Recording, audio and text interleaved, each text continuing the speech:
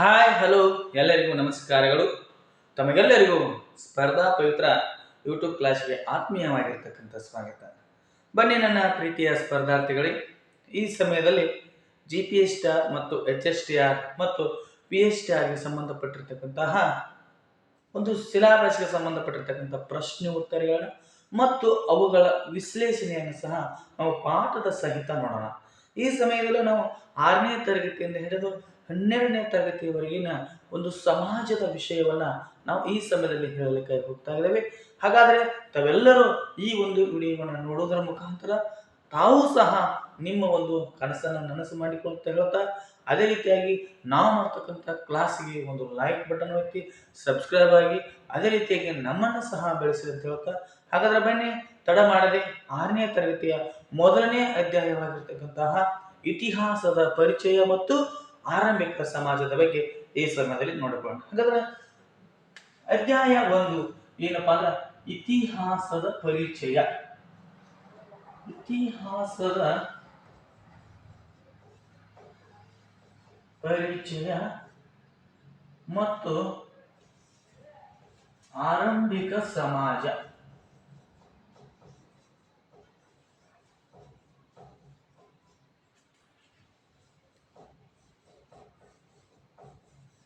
ನೋಡಿ, ಇತಿಹಾಸದ ಪರಿಚಯವನ್ನು ನೋಡುವಾಗ ಇತಿಹಾಸ ಅಂದ್ರೆ ಏನು ನೋಡಿ. ಇತಿಹಾಸ ಇತಿ ಪ್ಲಸ್ ಹಾಸ, ಇತಿಹಾಸ. ಇತಿ ಅಂದ್ರೆ ಹೀಗೆ, ಹಾಸ ಅಂದ್ರೆ ಇತ್ತು, ಹೀಗೆ ಇತ್ತು ಎಂಬುದನ್ನ, ಹೀಗೆ ಇತ್ತು ಎಂಬುದನ್ನ ಹೇಳುವುದೇ ಇತಿಹಾಸ.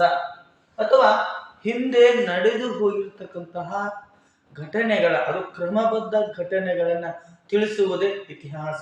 ಹಿಂದೆ ನಡೆದು ಹೋಗಿರ್ತಕ್ಕಂತಹ ಘಟನೆಗಳ ಕ್ರಮಬದ್ಧ ದಾಖಲೆಯೇ ಇತಿಹಾಸ.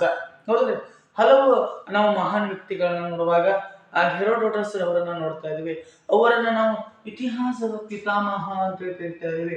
ಇತಿಹಾಸಕ್ಕೆ ಮಹತ್ವವನ್ನ ನೀಡಿರ್ತಕ್ಕಂತಹ ಮೊದಲಿಗರಂದ್ರ ಯಾರಪ್ಪ ಅಂದ್ರ ಗ್ರೀಕ್ ದೇಶದ ಹೆರೋಡೋಟಸ್. ಹಾಗಾದ್ರೆ ಅವರನ್ನ ಇತಿಹಾಸದ ಪಿತಾಮಹ ಅಂತ ಕರಿತಾ ಇದೀವಿ, ಹೆರೋಡೋಟಸ್. ಹಾಗಾದ್ರೆ ಹೆರೋಡೋಟಸ್ ಅವರು ಹೇಳ್ತಾರ ಏನಪ್ಪಾ ಅಂದ್ರ, ಮುಂದಿನ ಪೀಳಿಗೆಯು ನೆನಪಿಡಬೇಕಾದ ಮಹಾನ್ ವೀರರ ಮಹತ್ವಪೂರ್ಣವಾದ ಘಟನೆಗಳ ದಾಖಲೆಯೇ ಇತಿಹಾಸ ಅಂತ ಹೇಳ್ತಾರ. ಅದಕ್ಕೆ ಸಂಬಂಧಪಟ್ಟ ಹಾಗ ಹೆರೋಡೋಟಸ್ ಅವರು ಒಂದು ಕೃತಿಯನ್ನ ಬರೀತಾರ, the history of Persian war ಅಂತೇಳಿ. The history of Persian war ಅಂತಕ್ಕಂತಹ ಒಂದು ಏನ್ ಮಾಡ್ತಾರಪ್ಪ ಅಂದ್ರೆ ಕೃತಿಯನ್ನ ಬರೀತಾರ. ಅಂದ್ರ ಪರ್ಷಿಯನ್ ಕದನಗಳ ಇತಿಹಾಸ. ಏನಪ್ಪಾ ಅಂದ್ರ ಪರ್ಷಿಯನ್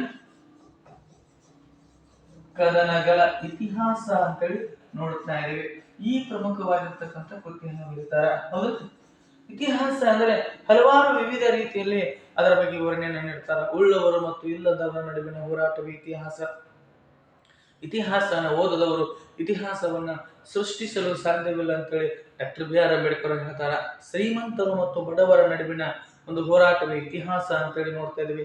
ಇದೇ ರೀತಿಯಾಗಿ ನಾವು ಇತಿಹಾಸವನ್ನ ನೋಡ್ತಾ ಇದೀವಿ. ಹಾಗಾದ್ರೆ ಇತಿಹಾಸ ಎಂದರೆ ನಮ್ಮ ಮಾನವನು ನಡೆದು ಬಂದಿರತಕ್ಕಂತಹ ದಾರಿಯ ಒಂದು ಸಫಲತೆ ಮತ್ತು ವಿಫಲತೆಗಳನ್ನ ಕುರಿತು. ಆ ಸಫಲತೆ ಮತ್ತು ವಿಫಲತೆ ಯಾವಾಗ ನಡೆಯಿತು ಮತ್ತು ಎಲ್ಲಿ ನಡೆಯಿತು, ಯಾರಿಂದ ನಡೆಯಿತು ಎಂಬುದನ್ನ ಖಚಿತವಾಗಿ ಹೇಳ್ತಕ್ಕಂಥದ್ದೇ ಅದು ಇತಿಹಾಸವಾಗುತ್ತದೆ. ಈ ರೀತಿಯಾಗಿ ಯಾವಾಗ ನಡೆಯಿತು, ಎಲ್ಲಿ ನಡೆಯಿತು ಎಂಬುದನ್ನ ಸ್ಪಷ್ಟವಾಗಿ ಹೇಳಬೇಕಾದ್ರೆ ನಮಗೆ ಆಧಾರಗಳು ಬೇಕಾಗುತ್ತವ. ಹಾಗಾಗಿ ಇವುಗಳ ಆಧಾರಗಳಿಲ್ಲದೆ ಯಾವಾಗ ನಡೆಯಿತು, ಎಲ್ಲಿ ನಡೆಯಿತು, ಯಾರಿಂದ ನಡೆಯಿತು ಅಂತ ಹೇಳಿದರೆ ಮಾತ್ರ ಅದು ಇತಿಹಾಸವಾಗುತ್ತದೆ, ಇಲ್ಲಾಂದ್ರೆ ಕಥೆಯಾಗುತ್ತದೆ. ಉದಾಹರಣೆ ನೋಡುವಾಗ ಒಂದಾನೊಂದು ಊರಿನಲ್ಲಿ ಒಬ್ಬ ರಾಜ ಇದ್ದ, ಅವನು ಯುದ್ಧವನ್ನ ಮಾಡಿದ, ಅದು ಕಥೆಯಾಗುತ್ತದೆ.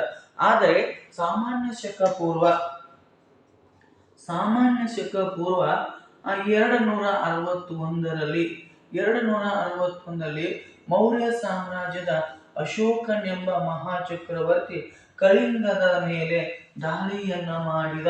ಕಳಿಂಗದ ದೊರೆಯಾಗಿರ್ತಕ್ಕಂತಹ ಶುದ್ಧ ಧರ್ಮ ಮೇಲೆ ಏನ್ ಮಾಡ್ತಂತಂದ್ರೆ ದಾಳಿಯನ್ನ ಮಾಡಿದ ಅಂತೇಳಿ ನೋಡ್ತಾ ಇದೀವಿ. ಇದು ಏನಾಗ್ತಿತ್ತಪ್ಪ ಅಂದ್ರೆ ಇತಿಹಾಸ ಆಗುತ್ತದ. ಅಂದ್ರ ಈ ಇತಿಹಾಸಕ್ಕೆ ಬಹಳಷ್ಟು ಮಹತ್ವವನ್ನು ನೀಡಿರ್ತಕ್ಕಂತಹ ಮೊದಲಿಗರು ಯಾರಪ್ಪ ಅಂದ್ರೆ ಅವರೇ ಗ್ರೀಕ್ ದೇಶದವರು ಅಂತೇಳಿ ನೋಡ್ತಾ ಇದ್ದೀವಿ. ಹಾಗಾದ್ರೆ ಈ ಗ್ರೀಕ್ ದೇಶದ ಹೆರೋಡೋಟಸನು ಇತಿಹಾಸಕ್ಕೆ ಒಂದು ಬಹಳಷ್ಟು ಮಹತ್ವವನ್ನ ಕೊಟ್ಟಿದ್ದಾನೆ. ಹಾಗಾಗಿ ಆತನನ್ನ ಇತಿಹಾಸದ ಪಿತಾಮಹ ಅಂತೇಳಿ ಕರಿತಾ ಇದ್ದೀವಿ. ಅಷ್ಟೇ ಅಲ್ಲದೆ ನಾವು ಇತಿಹಾಸವನ್ನ ಕ್ರಮಬದ್ಧವಾಗಿ ನಿರ್ದಿಷ್ಟವಾಗಿ ಹೇಳಬೇಕಂದ್ರ ಅದಕ್ಕೆ ಏನು ಬೇಕ್ರಿ? ಆಧಾರಗಳು ಬೇಕು. ಹಾಗಾಗಿ ನಾವು ನೋಡ್ತಾ ಇದ್ದೀವಿ, ಆಧಾರವಿಲ್ಲದೆ ಇತಿಹಾಸವನ್ನ ರಚಿಸಲಿಕ್ಕೆ ಸಾಧ್ಯವಿಲ್ಲ.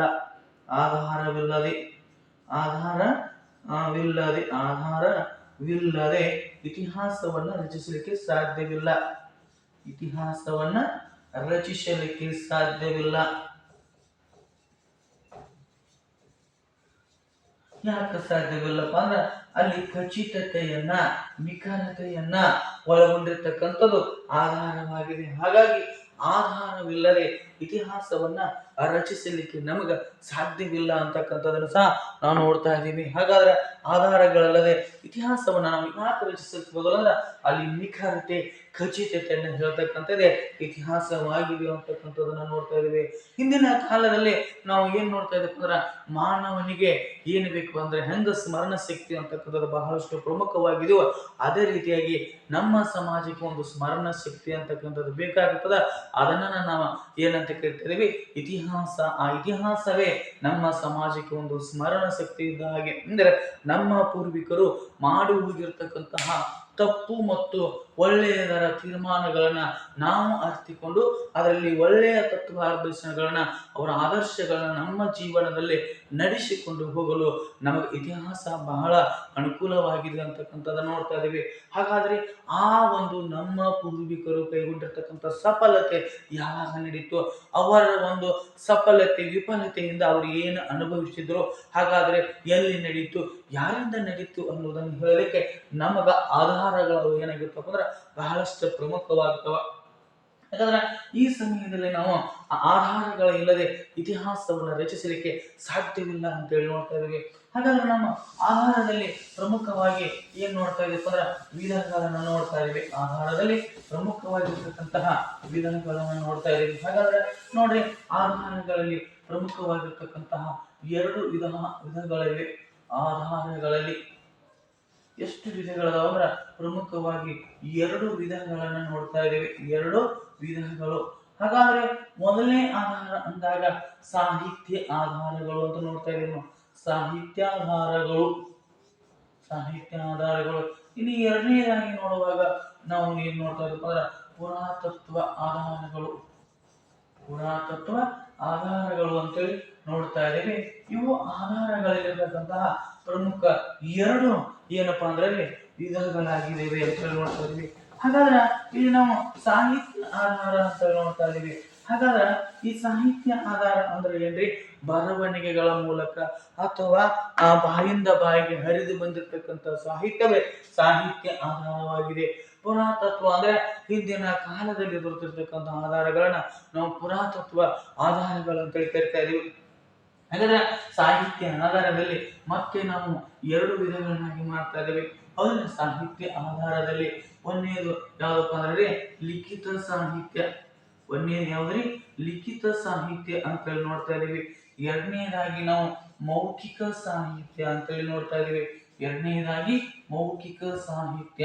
ಹಾಗಾದ್ರೆ ಮತ್ತೆ ನಾವು ಲಿಖಿತ ಸಾಹಿತ್ಯ ಅಂದಾಗ ನೋಡ್ರಿ, ಬರವಣಿಗೆಗಳ ಮೂಲಕ ರಚನೆಯಾಗಿರ್ತಕ್ಕಂಥ ಸಾಹಿತ್ಯವನ್ನ ನಾವೇನಂತ ಕರಿತಾ ಇದೀವ?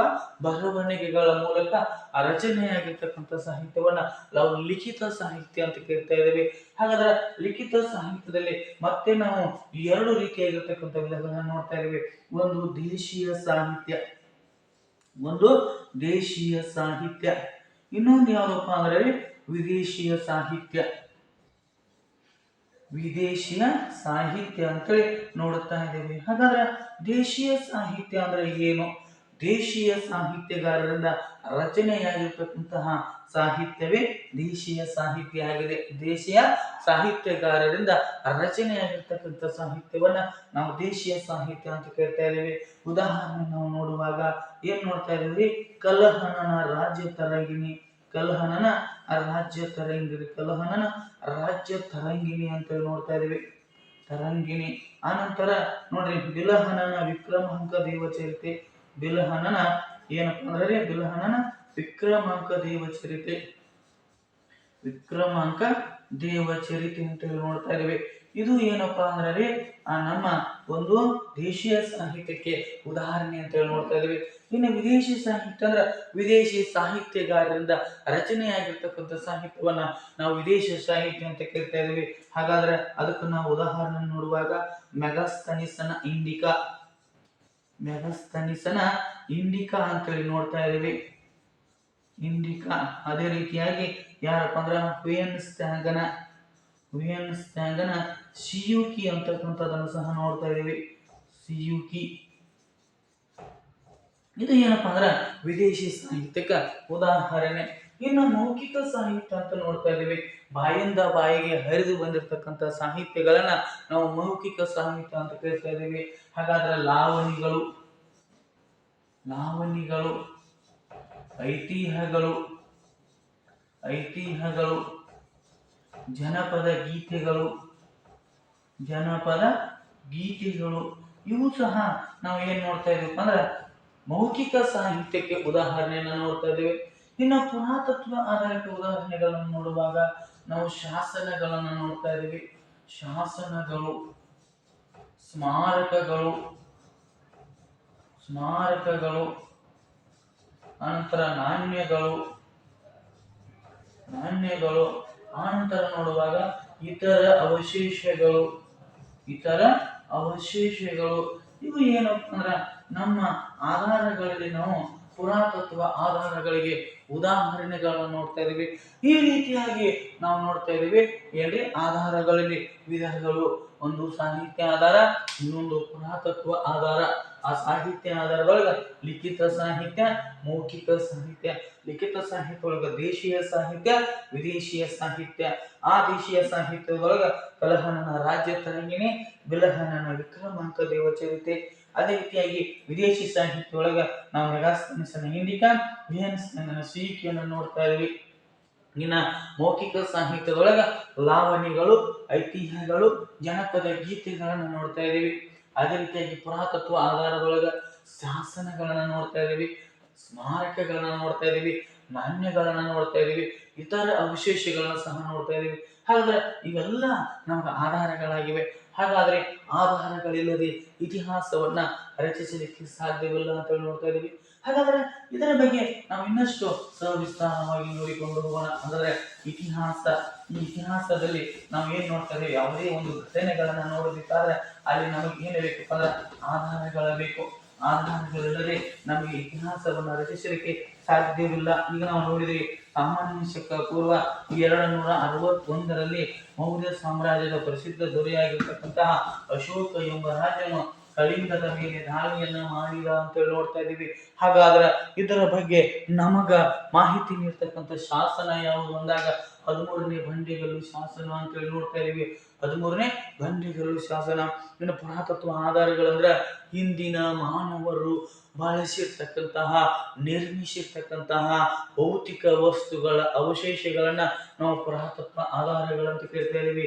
ನಮ್ಮ ಹಿಂದಿನ ಮಾನವ, ಹೌದಲ್ರಿ, ನಿರ್ಮಿಸಿದ, ಹಿಂದಿನ ಮಾನವ ನಿರ್ಮಿಸಿದ ಮತ್ತು ಬಳಸಿದ ಭೌತಿಕ ವಸ್ತುಗಳ ಅವಶೇಷಗಳೇ, ಭೌತಿಕ ವಸ್ತುಗಳ ಅವಶೇಷಗಳೇ ಏನಾಗಪ್ಪ ಅಂದ್ರ ವಸ್ತುಗಳ ಅವಶೇಷಗಳೇ ಏನಾಗ್ಯಾವಪ್ಪ ಅಂದ್ರ ಅವು ಪುರಾತತ್ವ ಆಧಾರಗಳಾಗ್ಯಾವ.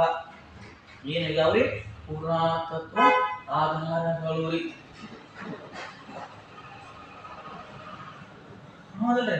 ಹಾಗಾದ್ರೆ ಈ ಆಧಾರಗಳಂದ್ರ ಪುರಾತತ್ವ ಆಧಾರಗಳನ್ನು ಭೂಮಿ ಒಳಗೆ ಹುದುಗಿರ್ತಕ್ಕಂಥ ಈ ಅವಶೇಷಗಳನ್ನ ನಾವು ಏನು ಮಾಡ್ತಾ ಇದ್ದೀವಿ ಅಂದ್ರೆ ಉತ್ಖನನದ ಮೂಲಕ ಹೊರಗೆ ತೆಗೆಯಲಾಗುತ್ತದೆ. ಯಾವುದರ ಮೂಲಕ ಉತ್ಖನನದ ಮೂಲಕ ಹೊರ ತೆಗೆಯಲಾಗುತ್ತದೆ ಅಂದಾಗ ನಾಣ್ಯಗಳು, ಶಾಸನಗಳು, ಇತರ ಅವಶೇಷಗಳನ್ನು ನೋಡ್ತಾ ಇದೀವಿ. ಹಾಗಾದ್ರೆ ಉತ್ಖನನ ಅಂದ್ರೆ ಏನು? ಉತ್ಖನನ, ಹಾಗಾದ್ರೆ ಉತ್ಖನನ ಅಂದ್ರೆ ಏನ್ರಿ? ಭೂಮಿಯ ಒಳಗೆ, ಹೌದಲ್ರಿ, ಅಂದ್ರೆ ನಮ್ಮ ಮಾನವನು ಪ್ರಾಚೀನವಾಗಿರ್ತಕ್ಕಂತಹ ಅವಶೇಷಗಳನ್ನ, ಪಳೆಯುಳಿಕೆಗಳನ್ನ ಹೊರ ತೆಗೆಯಲು ಬಳಸ್ತಕ್ಕಂತಹ ಭೂ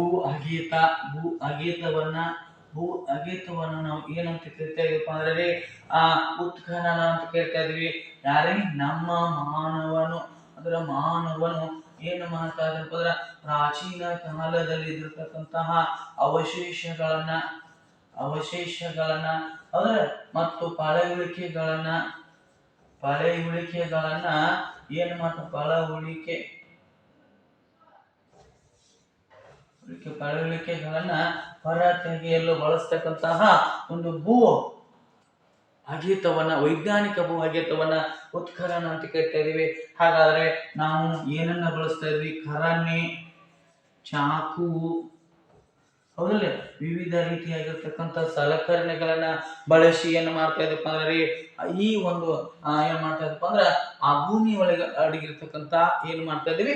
ಅವಶೇಷಗಳನ್ನ ಹೊರಗೆ ತೆಗಿಲಿಕ್ಕೆ ನಾವು ಪ್ರಯತ್ನವನ್ನ ಮಾಡ್ತಾ ಇದೀವಿ ಅಂತ ಹೇಳಿ ನೋಡ್ತಾ ಇದೀವಿ. ಹೌದಲ್ಲ, ಅಲ್ಲಿ ಈ ರೀತಿ ಖರನೆ, ಚಾಕುವನ್ನ ಬಳಸಿ ಅಲ್ಲಿರ್ತಕ್ಕಂತಹ ನಾಣ್ಯಗಳು, ಶಾಸನಗಳು, ಹೌದ್ರೆ, ಅದೇ ರೀತಿಯಾಗಿ ಎಲುಬುಗಳು, ಇವುಗಳೆಲ್ಲವನ್ನ ತೆಗೆದುಕೊಂಡು ನಾವೇನ್ ಮಾಡ್ತಾ ಇದೀವಿ ಅಂದ್ರೆ ಅವುಗಳನ್ನ ನಾವು ಏನ್ ಮಾಡ್ತಾ ಇದೀವಿ? ಆಧಾರವನ್ನಾಗಿ ಬಳಸಿ ಇತಿಹಾಸವನ್ನ ಸಹ ನಾವು ನಿರ್ಮಿಸ್ತಾ ಇದ್ದೀವಿ ಅಂತ ಹೇಳಿ ನೋಡ್ತಾ ಇದೀವಿ.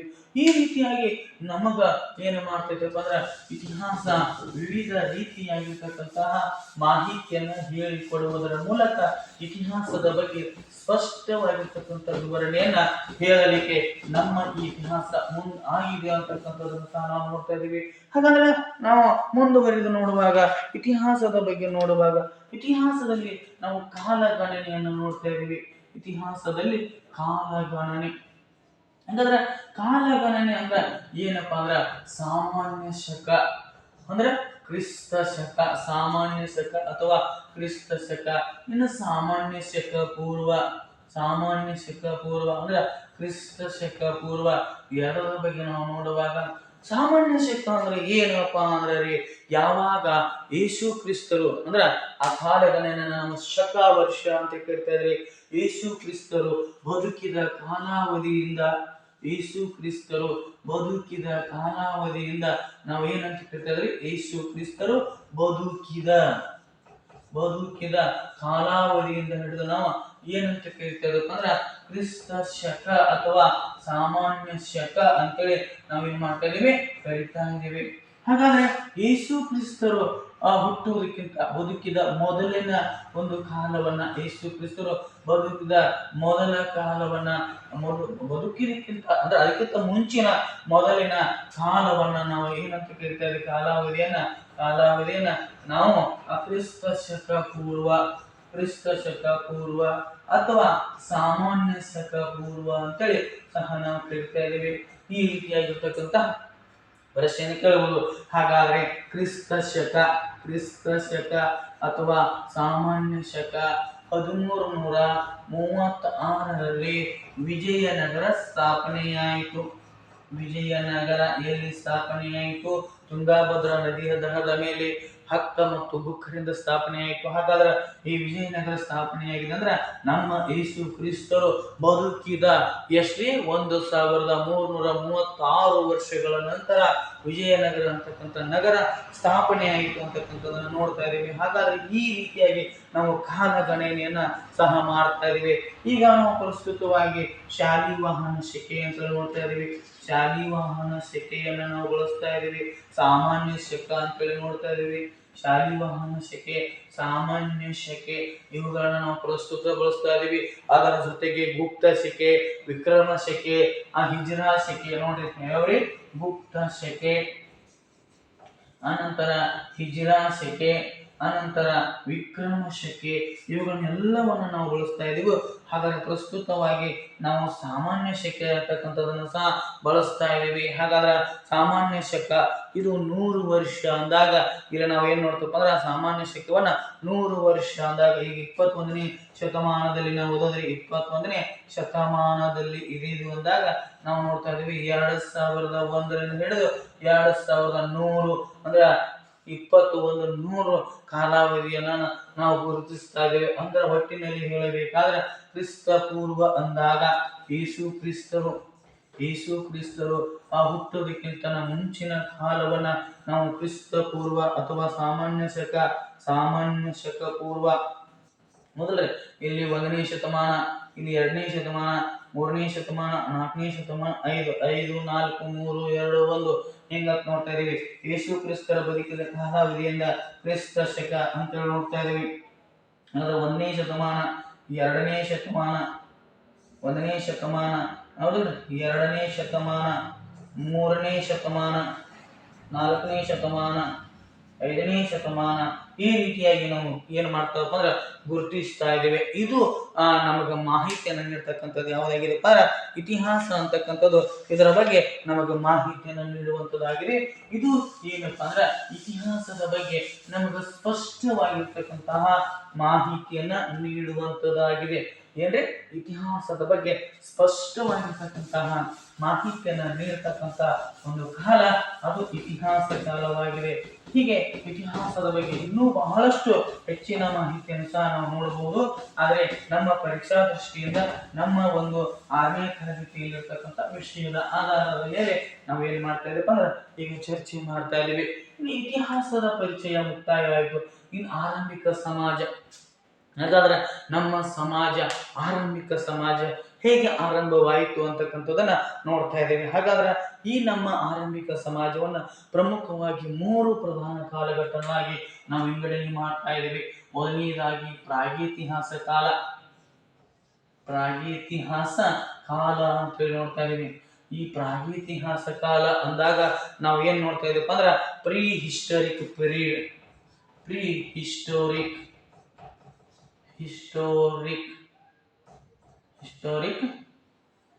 ಅಂತ ನೋಡ್ತಾ ಇದ್ದೀವಿ. ಪ್ರೀ ಹಿಸ್ಟೋರಿಕ್ ಪೀರಿಯಡ್ ಅಂತ ನೋಡ್ತಾ ಇದ್ದೀವಿ.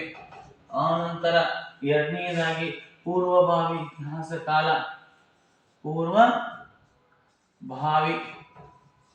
ಇತಿಹಾಸ ಕಾಲ, ಹಾಗಾದ್ರೆ ಇದನ್ನ ಪ್ರೋಟೋ ಹಿಸ್ಟಾರಿಕ್ ಪೀರಿಯಡ್ ಅಂತ ನೋಡ್ತಾ ಇದ್ದೇವೆ. ಇನ್ನು ಮೂರನೇದಾಗಿ ಇತಿಹಾಸ ಕಾಲವನ್ನ ನಾವು ಏನಂತ ಕರಿತಾ ಇದ್ದೇವೆ? ಹಿಸ್ಟೋರಿಕ್ ಪೀರಿಯಡ್ ಅಂತ ನೋಡ್ತಾ ಇದ್ದೇವೆ.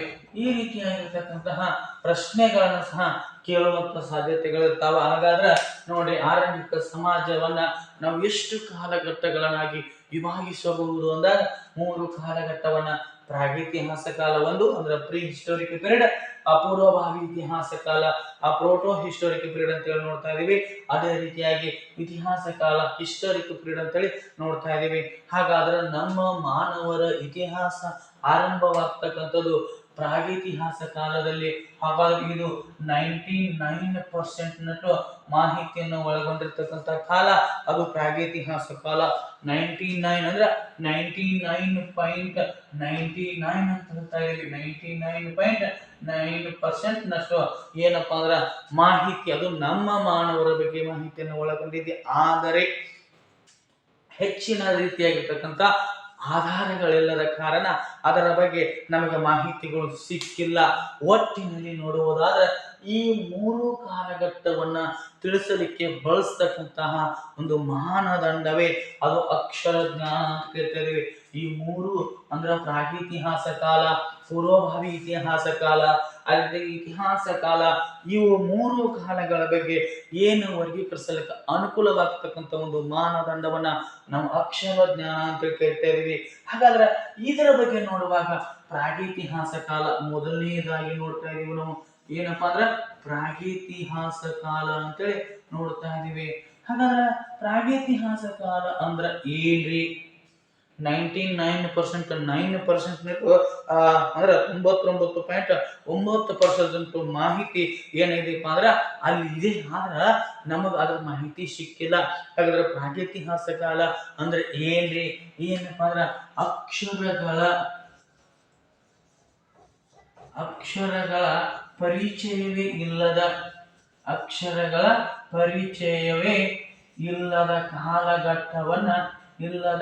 ಕಾಲಘಟ್ಟ. ಈ ಕಾಲಘಟ್ಟವನ್ನ ನಾವು ಏನಂತ ಕರಿತಾ ಇದೀವಿ? ಪ್ರಾಗೈತಿಹಾಸ ಕಾಲ ಅಂತ ಕರಿತಾ ಇದೀವಿ. ಅಕ್ಷರಗಳ ಪರಿಚಯವೇ ಇಲ್ಲದ ಕಾಲಘಟ್ಟವನ್ನ ನಾವು ಪ್ರಾಗೈತಿಹಾಸ ಕಾಲ ಅಂತ ಕರಿತಾ ಇದೀವಿ. ಉದಾಹರಣೆ, ಹಾಗಾದ್ರೆ ಉದಾಹರಣೆಯನ್ನು ನೋಡುವಾಗ ಶಿಲಾಯುಗ. ಹಾಗಾದ್ರೆ ಈ ಶಿಲಾಯುಗ ಏನಾಗಿತ್ತಪ್ಪ ಅಂದ್ರ ಪ್ರಾಗೈತಿಹಾಸ ಕಾಲಕ್ಕ ಉದಾಹರಣೆಯಾಗಿದೆ ಅಂತೇಳಿ ನೋಡ್ತಾ ಇದೀವಿ. ಅಂದ್ರೆ ಶಿಲಾಯುಗಗಳು. ಹಾಗಾದ್ರೆ ಎರಡನೇದಾಗಿ ನೋಡುವಾಗ ನಾವು ಪೂರ್ವಭಾವಿ ಇತಿಹಾಸ ಕಾಲ.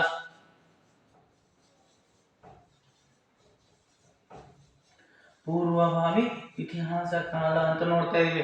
ಹಾಗಾದ್ರೆ ಪೂರ್ವಭಾವಿ ಇತಿಹಾಸ ಕಾಲ ಅಂದ್ರೆ ಏನಪ್ಪಾ ಅಂದ್ರ ಆ ಕಾಲಘಟ್ಟದಲ್ಲಿ ಅಕ್ಷರಗಳ ತಿಳುವಳಿಕೆ ಇದ್ದು ಇಂದು ಓದಲಿಕ್ಕೆ ಸಾಧ್ಯವಾಗದ ಕಾಲಘಟ್ಟವನ್ನ ನಾವು ಪೂರ್ವಭಾವಿ ಇತಿಹಾಸ ಕಾಲ ಅಂತ ಕರಿತಾ ಇದೀವಿ. ಯಾವ ಕಾಲದಲ್ಲಿ? ಈ ಒಂದು ಪೂರ್ವಭಾವಿ ಇತಿಹಾಸ ಕಾಲದಲ್ಲಿ ಅಕ್ಷರಗಳ ಜ್ಞಾನ ಇದ್ದು, ಆ ಕಾಲಘಟ್ಟದಲ್ಲಿ ಅಕ್ಷರಗಳ ಜ್ಞಾನವಿದ್ದು ಅದನ್ನ ಇಂದು ಓದಲಿಕ್ಕೆ ಸಾಧ್ಯವಾಗದ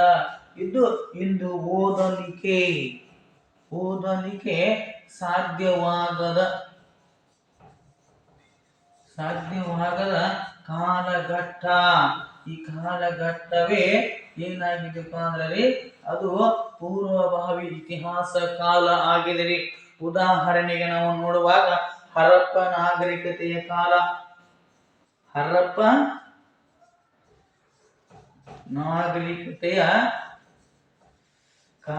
ಅಂತೇಳಿ ನೋಡ್ತಾ ಇದೀವಿ. ಹರಪ್ಪ ನಾಗರಿಕತೆಯ ಕಾಲ ಏನಾಗಿದೆಪ್ಪ ಅಂದ್ರೆ ಅದು ಪೂರ್ವಭಾವಿ ಇತಿಹಾಸ ಕಾಲಕ್ಕೆ ಉದಾಹರಣೆಯಾಗಿದೆ ಅಂತೇಳಿ ನೋಡ್ತಾ ಇದೀವಿ.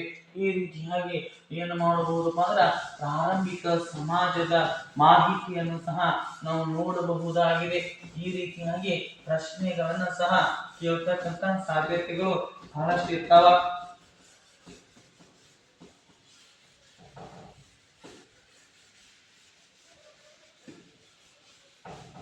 ಹಾಗಾದ್ರೆ ಇನ್ನು ಬರ್ತಕ್ಕಂಥದ್ದು ಯಾವ್ದ್ರಿ? ಇತಿಹಾಸ ಕಾಲ.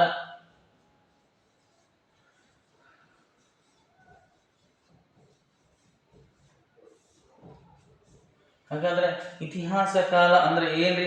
ಯಾವ ಕಾಲಘಟ್ಟದಲ್ಲಿ ಅಕ್ಷರಗಳ ಪರಿಚಯವಿದೆಯೋ ಆ ಅಕ್ಷರಗಳನ್ನ ಎಂದು ಓದಲಿಕ್ಕೆ ಸಾಧ್ಯವಾಗುತ್ತದೆ ನೋಡ್ರಿ, ಅದನ್ನ ಇತಿಹಾಸ ಕಾಲ ಅಂತ ಕರಿತಾ ಇದೀವಿ. ಅವಲ್ರಿ ಅಕ್ಷರಗಳ ಪರಿಚಯವಿದ್ದು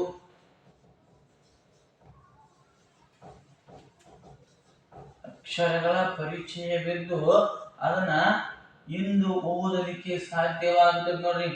ಇಂದು ಓದಲಿಕ್ಕೆ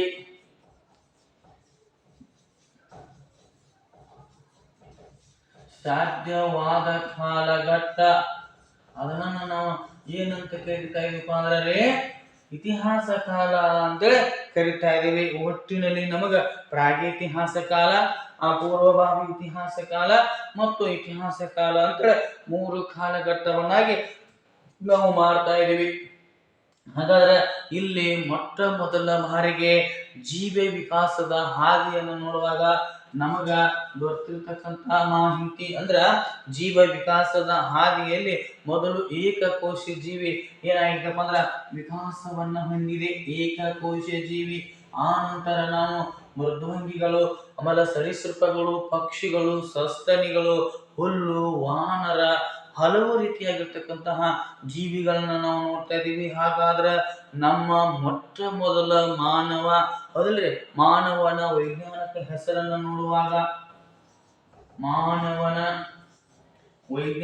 ಹೆಸರನ್ನ ನೋಡುವಾಗ ಹೋಮೋಸಪಿಯನ್ ಅಂತಕ್ಕಂಥದನ್ನ ನೋಡ್ತಾ ಇದೀವಿ.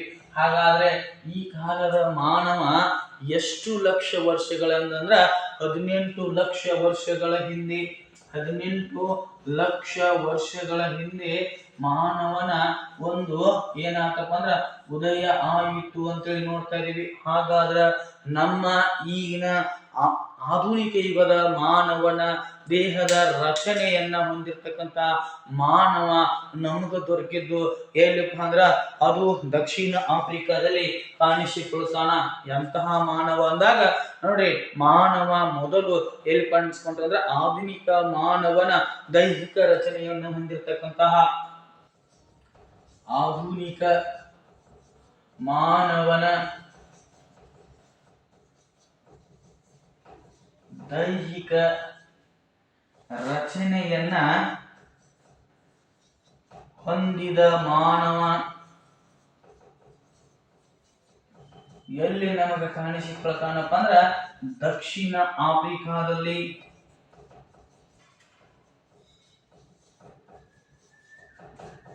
ದಕ್ಷಿಣ ಆಫ್ರಿಕಾದಲ್ಲಿ ಆಧುನಿಕ ಮಾನವನ ದೈಹಿಕ ರಚನೆಯನ್ನ ಹೊಂದಿರತಕ್ಕಂತ ಮಾನವ ಕಾಣಿಸಿಕೊಂಡದ್ದು ಎಲ್ಲಿಪ್ಪ ಅಂದ್ರ ಅದು ದಕ್ಷಿಣ ಒಂದು ಆಫ್ರಿಕಾದಲ್ಲಿ ಕಾಣಿಸಿಕೊಂಡ ಅಂತ ಹೇಳಿ ನೋಡ್ತಾ ಇದೀವಿ. ಆ ನಂತರ ದಕ್ಷಿಣ ಆಫ್ರಿಕಾದಿಂದ ಆತ ಏನು ಮಾಡ್ತಾನಪ್ಪ ಅಂದ್ರೆ ವಿವಿಧ ಪ್ರದೇಶಗಳಿಗೆ ಸಹ ತನ್ನ ಒಂದು ಪ್ರಯಾಣವನ್ನು ಸಹ ಬೆಳೆಸಿದ ಅಂತೇಳಿ ನೋಡ್ತಾ ಇದೀವಿ. ಹಾಗಾದ್ರೆ ನಾವಿಲ್ಲಿ ನೋಡ್ತಾ ಇದೀವಿ ಏನಪ್ಪಾ ಅಂದ್ರ ಪ್ರಾಗೈತಿಹಾಸ ಕಾಲ, ಪೂರ್ವಭಾವಿ ಇತಿಹಾಸ ಕಾಲ, ಆನಂತರ ಇತಿಹಾಸ ಕಾಲವನ್ನ ನೋಡ್ತಾ ಇದೀವಿ. ಅದರಲ್ಲಿ ನಾವು ನೋಡುವಾಗ ಪ್ರಾಗೈತಿಹಾಸ ಕಾಲಘಟ್ಟದಲ್ಲಿ ಬರ್ತಕ್ಕಂತಹ ಯಾವ್ದಪ್ಪ ಅಂದ್ರೆ ಶಿಲಾಯುಗಗಳನ್ನು ನೋಡ್ತಾ ಇದೀವಿ. ಹಾಗಾದ್ರೆ ಆ ಶಿಲಾಯುಗಗಳ ಬಗ್ಗೆ ಸ್ವಲ್ಪ ನಾವೇನ್ ಮಾಡೋಣಪ್ಪ ಅಂದ್ರ ಸಂಕ್ಷಿಪ್ತವಾಗಿ ಈ ಸಮಯದಲ್ಲಿ ಏನ್ ಮಾಡೋಣ ನೋಡಿಕೊಳ್ಳೋಣ. ನೋಡಿ, ಹಾಗಾದ್ರೆ ಈ ಸಮಯದಲ್ಲಿ ನೋಡುವಾಗ ಪ್ರಾಗೈತಿಹಾಸ ಕಾಲಘಟ್ಟದಲ್ಲಿ 3 ಹಂತಗಳನ್ನು ನೋಡ್ತಾ ಇದ್ದೇವೆ. 3 ಹಂತಗಳು ಅಂದ್ರೆ 3 ವಿಧಗಳು. ಅದು ಪ್ರಾಗೈತಿಹಾಸ ಕಾಲ.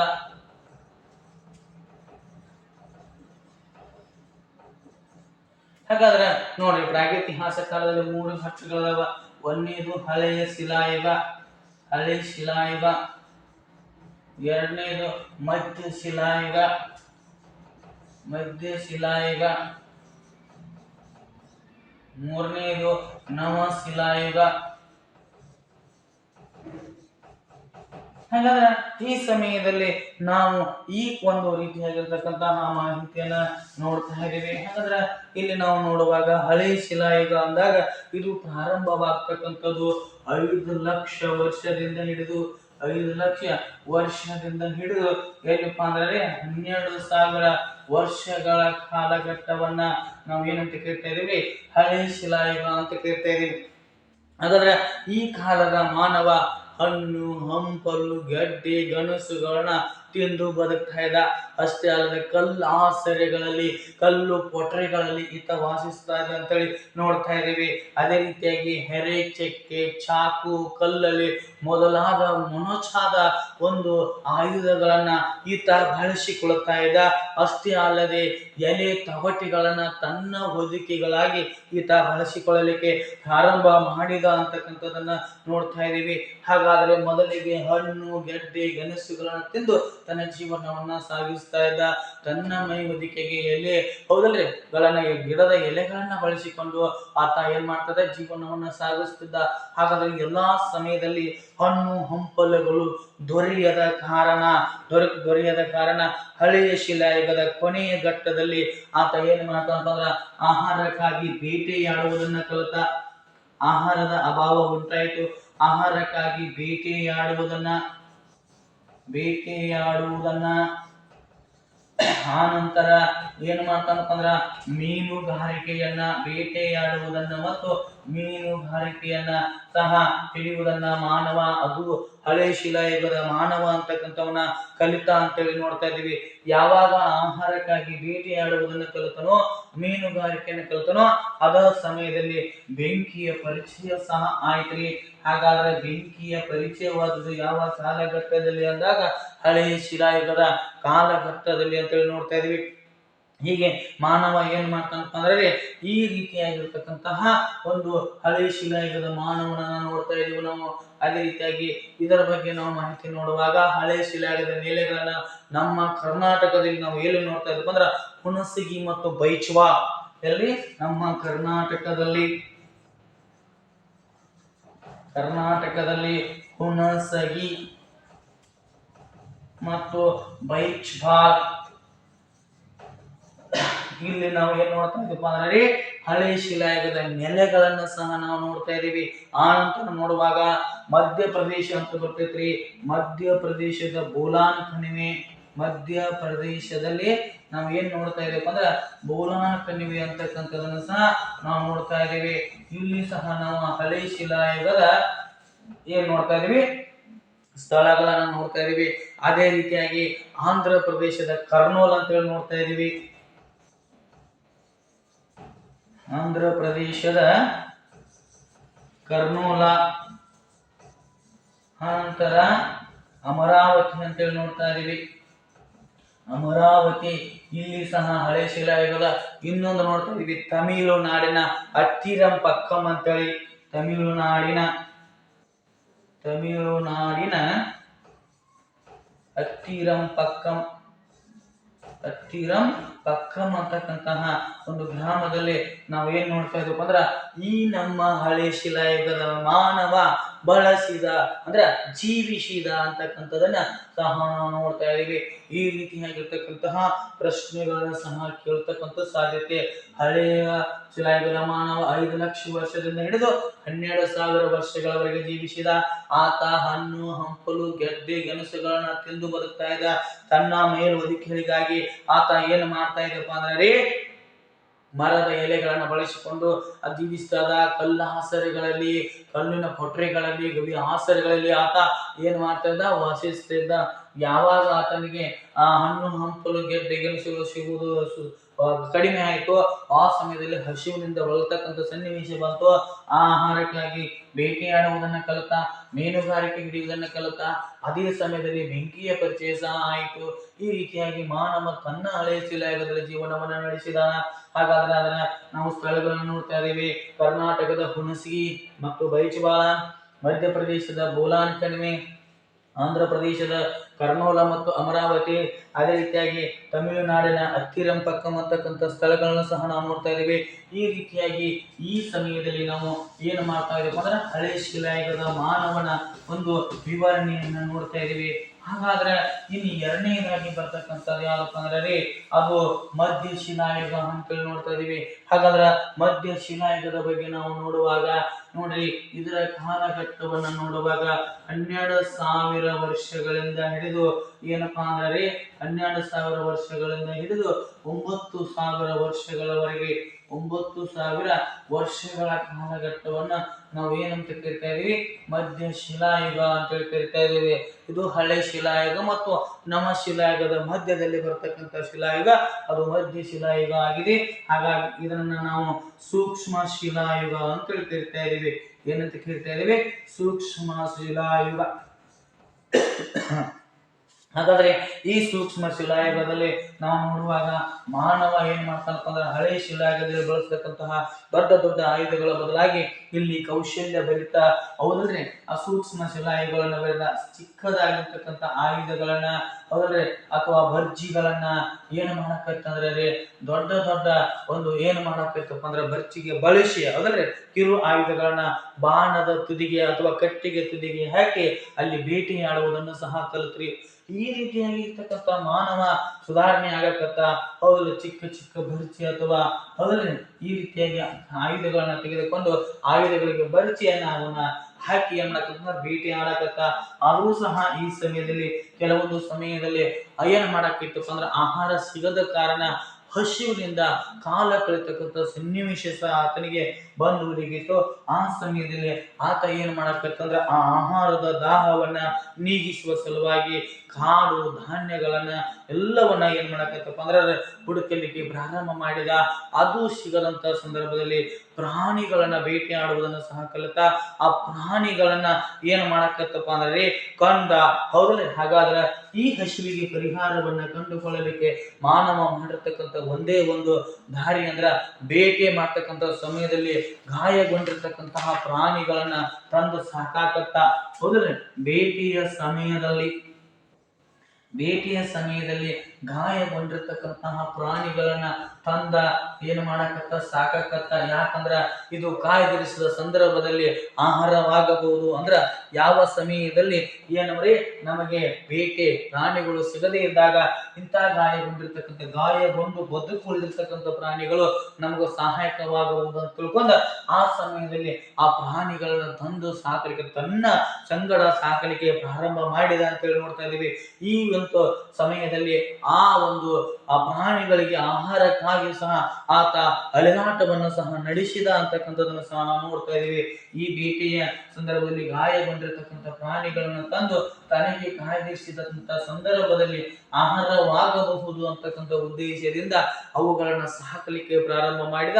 ಅವುಗಳ ಸಲುವಾಗಿ ಅಲೆದಾಟವನ್ನು ಸಹ ಮಾಡಲಿಕ್ಕೆ ಆತ ಪ್ರಾರಂಭಿಸಿದ ಅಂತಕ್ಕಂಥದನ್ನು ಸಹ ನಾವು ನೋಡ್ತಾ ಇದ್ದೀವಿ. ಅದೇ ರೀತಿಯಾಗಿ ಮಧ್ಯಶಿಲಾಯುಗದಲ್ಲಿ ಒಂದು ಬಿಡುವಿನ ಸಮಯದಲ್ಲಿ ಏನ್ ಮಾಡಕತ್ತಪ್ಪ ಅಂದ್ರೆ ಚಿತ್ರಕಲೆಗಳನ್ನ ಬಿಡಿಸುವುದನ್ನ, ಹೌದ್ರೆ ಅದು ಕಲ್ಲಾಸರೆಗಳ ಮೇಲೆ, ಕಲ್ಲಿನ ಕೊಠರೆಗಳ ಮೇಲೆ ಏನ್ ಮಾಡಕತ್ತಪ್ಪ ಅಂದ್ರ ಚಿತ್ರಗಳನ್ನ ಬಿಡಿಸುವುದನ್ನು ಸಹ ಕಲಿತ ಅಂತೇಳಿ ನೋಡ್ತಾ ಇದ್ದೀವಿ.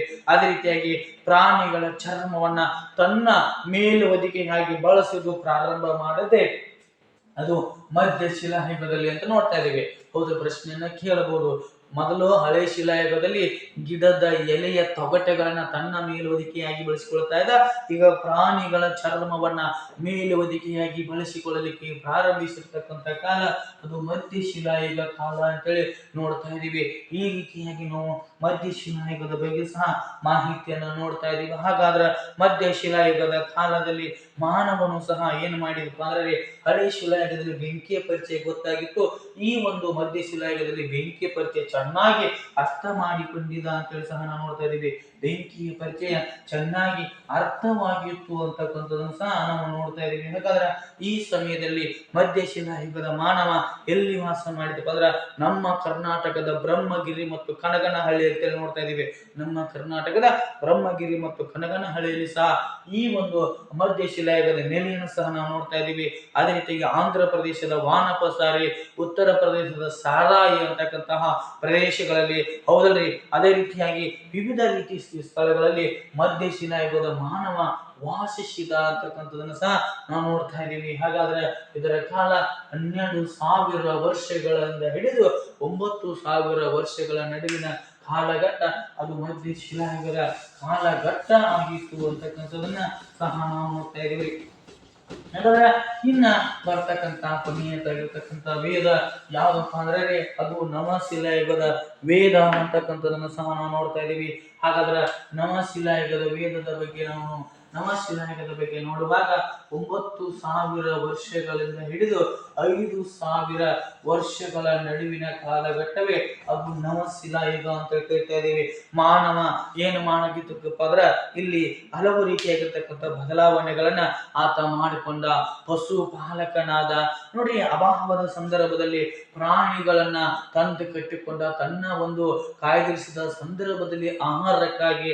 ಆದರೆ ಆ ಪ್ರಾಣಿಗಳಿಗೆ ಆಹಾರದ ಅಭಾವ, ತನಗೂ ಸಹ ಆಹಾರದ ಅಭಾವ ಉಂಟಾಯಿತು.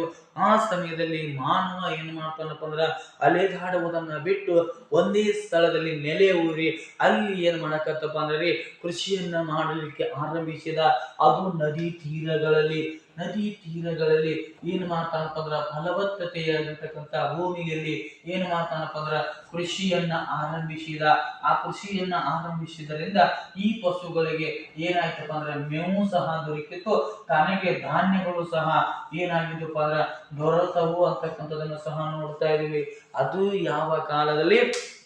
ನವಶಿಲಾಯುಗದ ಕಾಲದಲ್ಲಿ ಅಂತೇಳಿ ನೋಡ್ತಾ ಇದ್ದೀವಿ. ಹಾಗಾದ್ರೆ ಈ ರೀತಿಯಾಗಿ ತನಗೂ ಹಸಿದಾಗ ಪ್ರಾಣಿಗಳು ಸಿಗಾಕತ್ತು, ಅದರ ಜೊತೆಗೆ ಅವುಗಳಿಗೆ ಮೇವು ಸಿಗಾಕತ್ತು, ಅದರ ಜೊತೆಗೆ ಧಾನ್ಯಗಳನ್ನು ಸಹ ಬೆಳೆಯಲಿಕ್ಕೆ ಪ್ರಾರಂಭ ಮಾಡಿದ. ಅದೇ ರೀತಿಯಾಗಿ ಅಲೆಮಾರಿಯಾಗಿರ್ತಕ್ಕಂಥ ಮಾನವ ಒಂದೆಡೆ ನೆಲೆ ಊರಲಿಕ್ಕೆ ಆರಂಭಿಸಿದೆ. ಅದು ನವಶಿಲಾಯುಗದ ಕಾಲದಲ್ಲಿ ಅಂತೇಳಿ ನೋಡ್ತಾ ಇದೀವಿ. ಹಾಗಾಗಿ ಯಾವಾಗ ಒಂದ ಕಡೆ ವಾಸಿಸಕ್ಕೆ ಪ್ರಾರಂಭ ಮಾಡಿ ನೋಡ್ರಿ, ಆವಾಗ ಆ ಕಾಲಘಟ್ಟವನ್ನ ನಾವು ಏನಂತ ಕರಿತಾ ಇದ್ದೀವಿ ಅಂದ್ರೆ ಕೃಷಿಯ ಸಂಸ್ಕೃತಿ ಮತ್ತು ನಾಗರಿಕತೆಯ ಮೊದಲ ಹೆಜ್ಜೆ ಅಂತೇಳಿ ನವಶಿಲಾಯುಗವನ್ನ ಕರಿತಾ ಇದೀವಿ. ಕೃಷಿಯ ನಾಗರಿಕತೆ ಹೌದನೆ ಅಂತೇಳಿ ಕರಿತಾ ಇದೀವಿ. ಅಷ್ಟ ಅಲ್ಲದ ಮತ್ತೇನಂತ ಕರಿತಾ ಇದೀವಿ ಅಂದ್ರೆ ನಾಗರಿಕತೆಗಳ ಉದಯಕ್ಕೆ ಮೊದಲ ಹೆಜ್ಜೆ ಪ್ರಶ್ನೆಯನ್ನ ಕೇಳಬಹುದು. ನಾಗರಿಕತೆಯ ಉದಯಕ್ಕೆ ಮೊದಲ ಹೆಜ್ಜೆ ಅಂತೇಳಿ ಯಾವ ಕಾಲಘಟ್ಟವನ್ನ ಕರೀತಾರೆ ಅಂದ್ರೆ ಹೆಜ್ಜೆ ಅಂತೇಳಿ ಯಾವ ಕಾಲಘಟ್ಟವನ್ನ ಕರೀತಾರೆ ಅಂದ್ರೆ ಅದು ನವ ಶಿಲಾಯುಗದ ಒಂದು ಕಾಲವನ್ನ ನಾವು ಕೃಷಿಯ ನಾಗರಿಕತೆ ಮತ್ತು ನಾಗರಿಕತೆಯ ಉದಯಕ್ಕೆ ಮೊದಲ ಹೆಜ್ಜೆ ಅಂತಕ್ಕಂಥದನ್ನ ಸಹ ನಾವು ನೋಡ್ತಾ ಇದ್ದೀವಿ. ಅಷ್ಟೇ ಅಲ್ಲದ ನಾವು ನೋಡ್ತಾ ಇದ್ದೀವಿ ಮೊದಲ ನಾಗರೀಕರಣ ಮೊದಲೇ ಏನಾಗಿತ್ತು ಅಂದ್ರೆ ನಾಗರೀಕರಣ ಪ್ರಾರಂಭವಾದದ್ದ ನವಶಿಲಾಯುಗದ ಕಾಲಘಟ್ಟದಲ್ಲಿ ಅಂತೇಳಿ ನಾವು ನೋಡ್ತಾ ಇದ್ದೀವಿ. ಅದರ ಜೊತೆಗೆ ನಾವು ಈ ಒಂದು ಕೃಷಿಯ ಆರಂಭಿಕ ಕುರುಹುಗಳನ್ನ ನಾವು ಎಲ್ಲಿ ನೋಡ್ತಾ ಇದ್ದೀವಿ? ಕೃಷಿಯ ಆರಂಭಿಕ ಕುರುಹುಗಳನ್ನ ನಾವು ಎಲ್ಲಿ ನೋಡ್ತಾ ಇದೀವಿ ಅಂದ್ರೆ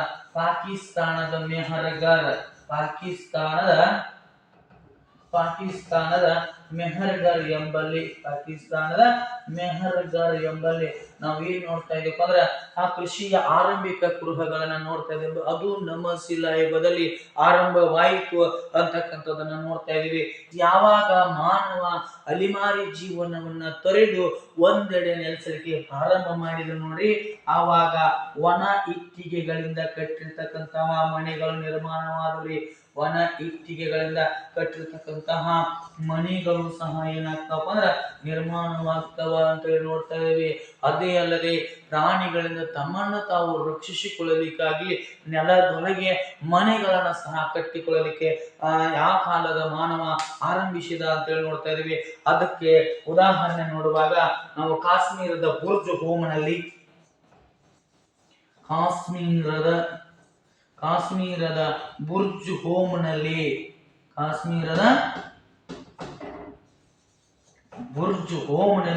ನಾವು ಏನ್ ನೋಡ್ತಾ ಇದೀವಿ ಅಂದ್ರೆ ಕಾಶ್ಮೀರದ ಬುರ್ಜ್ ಹೋಮ್ನಲ್ಲಿ ನೆಲ ಮನೆಗಳನ್ನ ನೋಡ್ತಾ ಇದೀವಿ.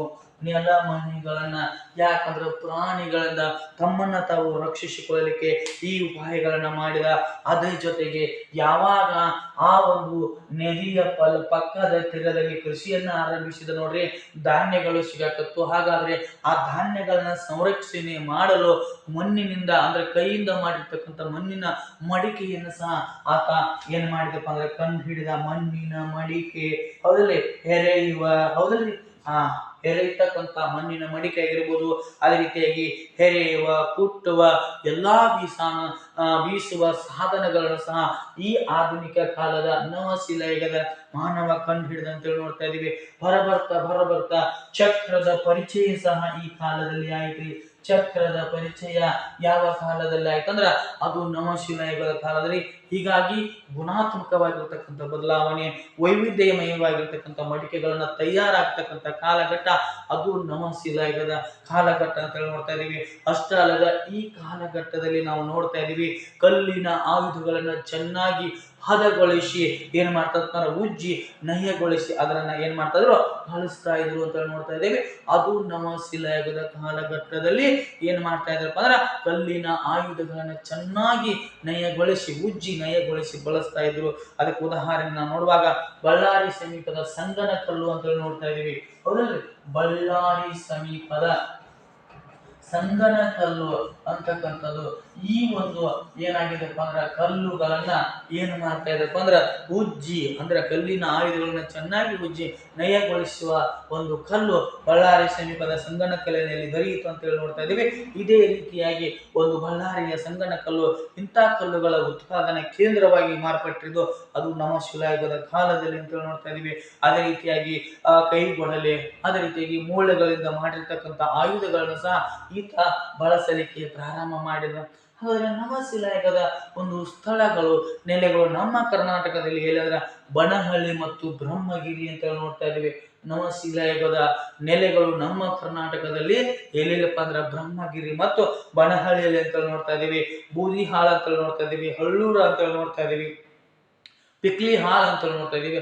ಹಲವು ಸ್ಥಳಗಳಲ್ಲಿ ನಾವು ಏನು ಮಾಡ್ತಾ ಇದೀವಿ ಅಂದ್ರೆ ಉತ್ನೂರ್ ಅಂತ ನೋಡ್ತಾ ಇದೀವಿ. ಮೊದಲು ಬಿಹಾರದ ಚಿರಾಂಡ್ ಅಂತ ನೋಡ್ತಾ ಇದೀವಿ.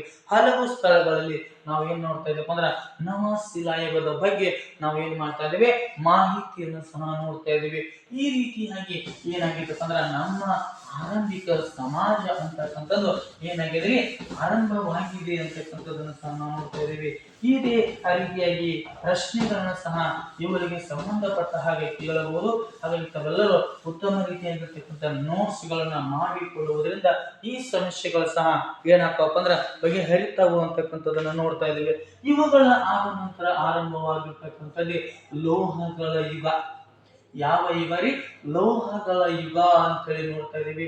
ಹಾಗಾದ್ರೆ ಈ ಲೋಹಗಳ ಯುಗದ ಬಗ್ಗೆ ನಾವು ನೋಡುವಾಗ ನೋಡ್ರಿ, ಈ ಲೋಹಗಳ ಬಳಕೆ ಯಾವಾಗ ಆರಂಭ ಆಯಿತಪ್ಪ ಅಂದ್ರೆ ಅದು ನಾವು ನೋಡುವಾಗ 5,000 ವರ್ಷದಿಂದ ಹಿಡಿದು 5,000 ವರ್ಷದಿಂದ ಹಿಡಿದು ಏನಪ್ಪಾ ಅಂದ್ರ 3,500 ವರ್ಷಗಳವರೆಗೆ ನಾವು ಏನ್ ನೋಡ್ತಾ ಇದ್ದೇವೆ ಅಂದ್ರ ಲೋಹಗಳ ಯುಗ ಅಂತೇಳಿ ನೋಡ್ತಾ ಇದ್ದೇವೆ. ಹಾಗಾದ್ರೆ ಮಾನವ ಮೊಟ್ಟ ಮೊದಲ ಬಾರಿಗೆ ಬಳಸಿದ ಲೋಹ ಯಾವುದು?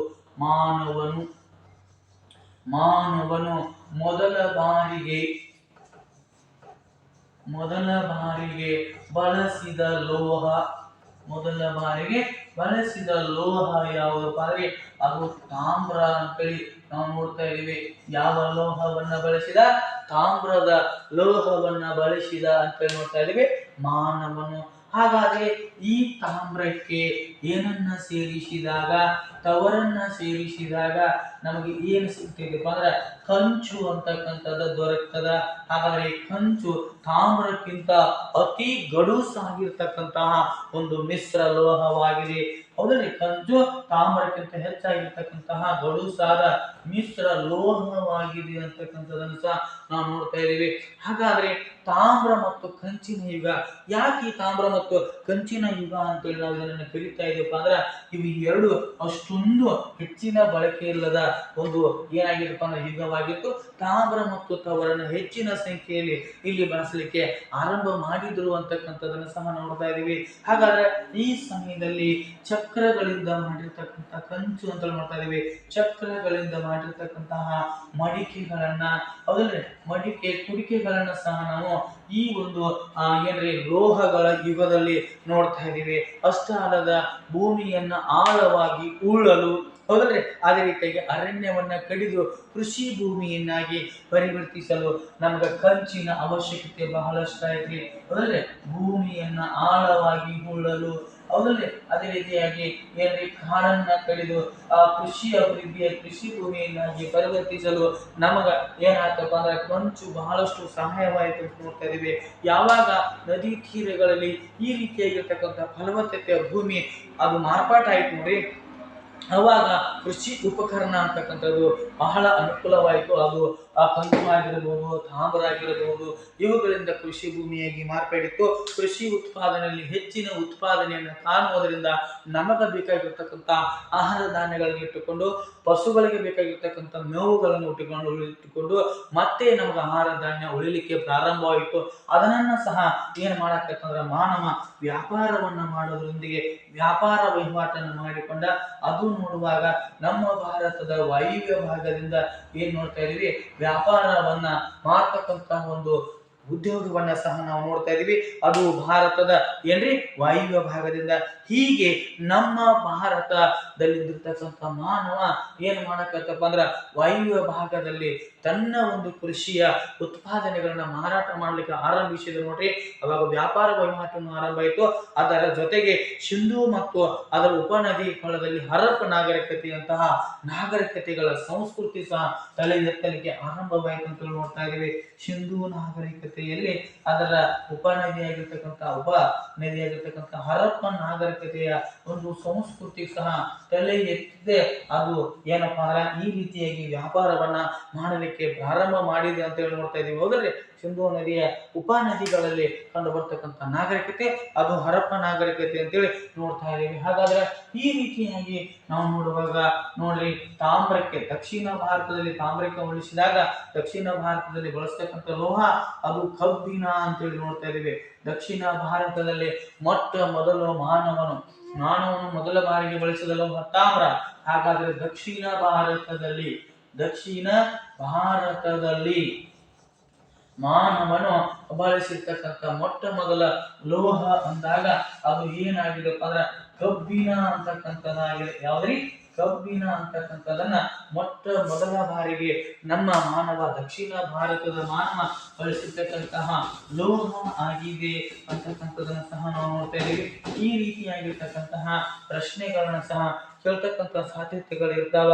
ಹಾಗಾದ್ರೆ ಯಾವಾಗ ದಕ್ಷಿಣ ಭಾರತದಲ್ಲಿ ಕಬ್ಬಿನ ಯುಗ ಆರಂಭ ಆಯ್ತು ನೋಡ್ರಿ, ಅಲ್ಲಿ ಕೃಷಿಯ ಸಲಕರಣೆಗಳು ಸಹ ಸಿಗಲಿಕ್ಕೆ ಆರಂಭವಾದವು. ಕೃಷಿಯ ಸಲಕರಣೆಗಳು ಸಹ ಅಲ್ಲಿ ಏನಾದಪ್ಪ ಅಂದ್ರೆ ಸಿಗಲಿಕ್ಕೆ ಆರಂಭವಾದವು ಅಂತೇಳಿ ನೋಡ್ತಾ ಇದ್ದೀವಿ. ಅದರ ಜೊತೆಗೆ ನಾವು ಇನ್ನೂ ಮುಂದುವರಿದು ನೋಡುವಾಗ ಇಲ್ಲಿ ಕೃಷಿಯ ಚಟುವಟಿಕೆಗಳು ಹೆಚ್ಚಿದಂತೆ ವ್ಯಾಪಾರ ವಹಿವಾಟು ಹೆಚ್ಚಾಯಿತು.